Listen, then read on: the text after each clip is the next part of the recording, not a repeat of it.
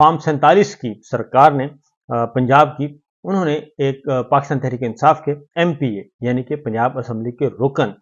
کو گرفتار کر لیا گیا تھا، اور تنویر اسلم ہے ان کو گرفتار کیا گیا تھا، اور آج صبح ہی انہیں مجسٹریٹ عادل سرور سیال کی عدالت میں پیش کیا گیا اور راولپنڈی میں، اور ان کی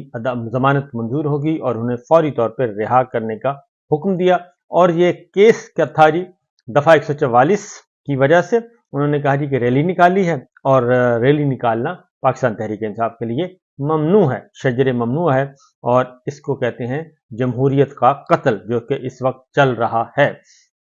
اس کے ساتھ ساتھ جی جو سب سے اہم خبر ہے وہ پاکستان تحریک انصاف کے چیئرمین عمران خان صاحب کے لیے ہے، شاہ محمود قریشی صاحب کے لیے ہے، اسد عمر صاحب کے لیے ہے، علی محمد خان صاحب کے لیے ہے، اور مراد سعید صاحب کے لیے ہے، کیونکہ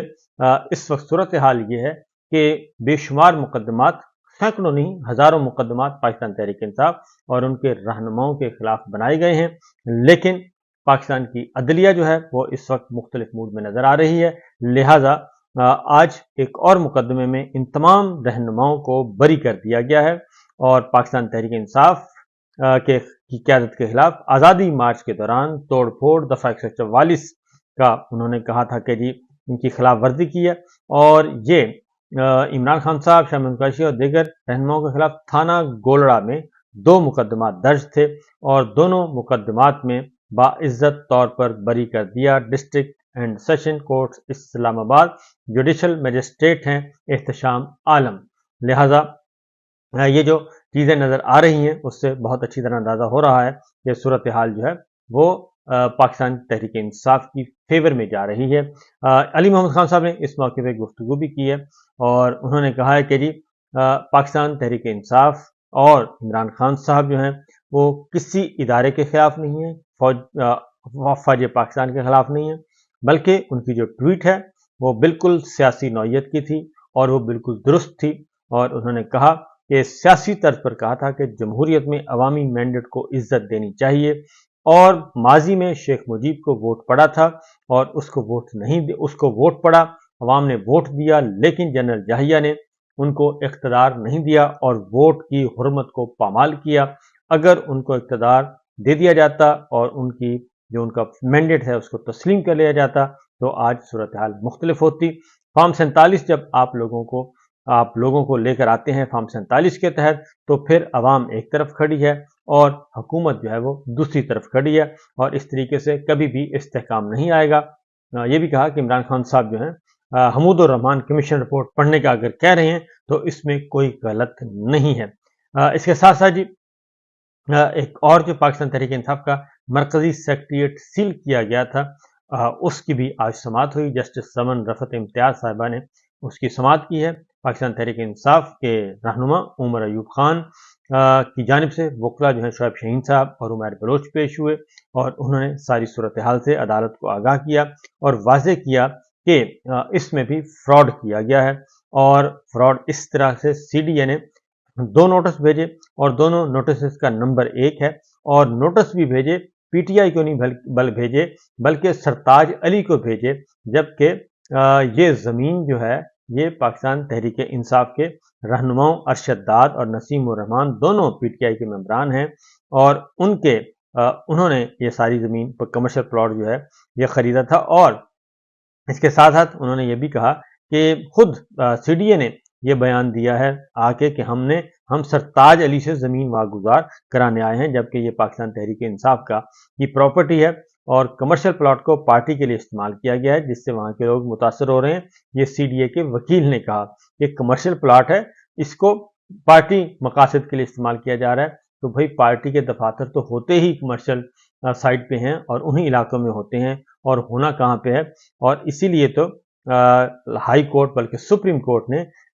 رہائشی علاقوں سے ان دفتروں کو، اس طرح کی ایکٹیویٹیز کو وہاں سے نکالا تھا، اور یہ تو سپریم کورٹ کا فیصلہ ہے، اور آئی تھنک CDA کو شاید یہ نہیں پتا۔ اور انہوں نے کہا کہ ہم نے کئی کیسز دیکھے ہیں کہ CDA کبھی ایک نوٹس کرتے ہیں تو کبھی دوسرے کو، عدالت خود ہی یہ بتا رہی ہے، اور CDA ایسے معاملات پر مالک اور کرایہ دار کو نوٹسز کیوں نہیں کرتے تاکہ یہ معاملہ ایک ہی بار ختم ہو جائے۔ دلائل مکمل ہو گئے اور فیصلہ محفوظ کر لیا جسٹس سمن رفعت امتیاز صاحبہ نے۔ اور ایک اور جی معاملہ، اور وہ ہے سعودی عرب کے سفیر ہیں، ڈپلومیٹس ہیں، سفارتکار ہیں، اور ان کو اسلام آباد میں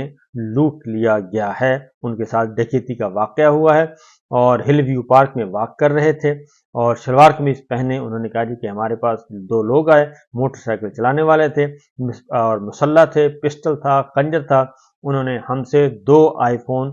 15 جو ہے وہ لے لیے ہیں اور چھین لیے، اور وہ کافی دیر تک ہم سے پاسورڈ بھی پوچھتے رہے۔ تو صورتحال بڑی غیر معمولی ہے اسلام آباد میں، اور اب سفارتکار بھی جو ہیں وہ بھی محفوظ نہیں، اور وہ بھی دوست ممالک کے سفارتکار ہیں وہ محفوظ نہیں ہیں۔ ایک اور خبر لے لیجیے گا جی، وہ ہے سینٹ میں پاکستان تحریک انصاف اور پاکستان پیپلز پارٹی کے درمیان میچ چل رہا ہے، اور جو یہ کہتے ہیں کہ جناب معاملات کو سیٹ کر لیا جائے، تو سینٹ کی قائمہ کمیٹیوں کا معاملہ ہے اور ان کی تشکیل ہونی ہے، اور پاکستان پیپلز پارٹی آپ کو پتہ ہے وہاں پہ حکمراں جماعت ہے، اور چیئرمین سینٹ پاکستان پیپلز پارٹی کے سید یوسف زئی گیلانی صاحب ہیں، اور سینٹ کی کمیٹیوں کے چیئرمین جو ہیں وہ لگانے ہوتے ہیں، اور اس میں اپوزیشن کا بھی پورا حصہ ہوتا ہے، تو تاکہ جو سینٹ کی اور قومی اسمبلی کی قائمہ کمیٹیاں ہیں اس میں اس کا ایک احتساب، پارلیمانی احتساب ہوتا ہے، تو اس میں پاکستان پیپلز پارٹی اور پاکستان تحریک انصاف کے درمیان ڈیڈ لاک ہے اور بات نہیں مانی جا رہی۔ حکومتی اتحادی اور اپوزیشن لیڈر شبلی فراز کے درمیان، کیونکہ لیڈر آف اپوزیشن جو ہیں وہ شبلی فراز ہیں پاکستان تحریک انصاف کے، ان کو میجورٹی حاصل ہے، لہٰذا ان کے درمیان معاملات طے نہیں پا رہے بلکہ ڈیڈ لاک کا شکار ہیں، اور جو گورنمنٹ ہے وہ خزانہ بھی لینا چاہتی ہے، اپنے خزانہ کمیٹی، داخلہ کمیٹی اور قانون و انصاف کمیٹی، یہ سب کمیٹیاں اپنے پاس رکھنا چاہتی ہے، اور اس میں چیئرمین سینٹ گیلانی صاحب ہیں، قائد ایوان اسحاق ڈار صاحب ہیں، اور اپوزیشن لیڈر شبلی فراز صاحب ہیں، ان کے درمیان مشاورت ہوئی، لیکن انہوں نے کہا جی کہ آپ کو یہ کمیٹی کی چیئرمین شپ نہیں مل سکتی۔ پیپلز پارٹی خزانہ بھی اپنے پاس رکھنا چاہتی ہے، قانون و انصاف بھی اپنا پاس رکھنا چاہتی ہے۔ سلیم مانوی والا صاحب پہلے ہی وہ رہ چکے ہیں خزانہ کے، فاروق ایچ نائک صاحب جو ہیں وہ قانون و انصاف کے رہ چکے ہیں، لیکن اس وقت وہ اپوزیشن میں تھے۔ اب اپوزیشن لیڈر شبلی فراز صاحب جو ہیں انہوں نے واضح طور پہ کہا ہے کہ یہ فارمولہ مسترد کرتے ہیں، اور اس میں بنیادی بات انہوں نے بات کی ہے کہ پچھلے 12 سالوں سے جو کمیٹیاں اپوزیشن کے پاس تھیں وہ اپوزیشن کے پاس رہنی چاہیے، یا گورنمنٹ کے پاس تھیں وہ گورنمنٹ کے پاس رہنی چاہیے، کیونکہ قائمہ کمیٹیاں جو ہیں وہ حکومتی پالیسیوں کی نگرانی اور پارلیمانی احتساب کرتی ہیں، اور اس لیے جو کمیٹیاں ہیں وہ اگر کمیٹیاں بھی حکومت کے پاس ہی ہوں اور وزارتیں بھی حکومت کے پاس ہی ہوں تو پھر احتساب کون کرے گا، لہٰذا اس بارے پہ کافی ڈیڈ لاک پایا جاتا ہے، اور اس سلسلے میں ابھی تک کوئی فیصلہ نہیں ہو پا رہا کہ کیا کیا جائے۔ تو یہ سچویشن اس وقت چل رہی ہے، اور دوسری جانب جی کچھ ہی دیر کے بعد جب تک یہ ویڈیو آپ تک پہنچے گی تو اس وقت تک جو ہیں وہ شروع ہو چکا ہوگا آپ کا کیس، خاص طور پہ آج سپریم کورٹ میں جو بڑا مارکا ہے، فل کورٹ بیٹھے گا جی، فل کورٹ نے ڈیسائیڈ کرنا ہے، اور دیکھتے ہیں کہ آج فل کورٹ کیا فیصلہ کرتا ہے۔ جبکہ دوسری جانب صدر مملکت آصف علی زرداری صاحب، یوسف زئی گیلانی صاحب اور نواز شریف صاحب کے خلاف توشہ خانہ گاڑیوں کا جو ریفرنس تھا اس پہ سماعت آگے نہیں بڑھ سکی، اور بغیر سماعت کے ہی کارروائی جو ہے وہ ملتوی کر دی گئی۔ احتساب عدالت کے جج تھے ناصر جاوید رانا صاحب، اور نواز شریف صاحب کے پلیڈر تھے رانا محمد عرفان، احتساب عدالت کے روبرو پیش ہوئے۔ توشہ خانہ گاڑیوں کے ریفرنس کی سماعت 26 جون تک ملتوی کر دی گئی، اور جسٹس ناصر جاوید رانا صاحب جو ہیں وہ آج دستیاب نہیں تھے۔ جاوید رانا صاحب جو کہ احتساب عدالت کے جج ہیں وہ آج دستیاب نہیں تھے۔ اس طریقے سے جو آج کی جو سب سے بڑی خبر ہے جی وہ یہی ہے کہ پاکستان تحریک انصاف کے چیئرمین عمران خان صاحب، شاہ محمود قریشی صاحب، مراد سعید صاحب اور اسد عمر صاحب اور دیگر رہنما جو ہیں وہ باعزت طور پر بری ہو گئے ہیں، اور عدالتیں ان کو مجرم نہیں گردان رہیں، اور یہی جو ہے معاملہ مسلسل بڑھتا جا رہا ہے۔